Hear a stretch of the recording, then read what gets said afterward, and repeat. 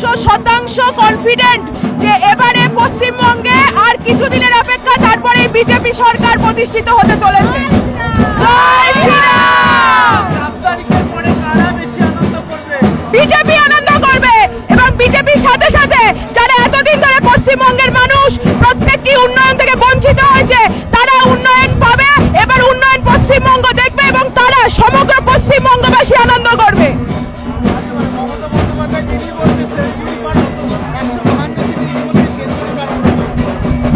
তো আমি 152 সিটে অলরেডি আমাদের প্রথম দফা নির্বাচন হয়ে গেছে এবং আমরা বলছি আমরা এনাফ কনফিডেন্ট যে আমরা 125-এরও বেশি এবারে আসন তাতে আমরা প্রথম দফায় জিতে ফেলেছি। আমাদের সরকার গঠন শুধুমাত্র সময়ের অপেক্ষা। মহিলারা সর্বপ্রথম নিজেদের নিরাপত্তার জন্য এবারে ভোট দেবে বিজেপিকে।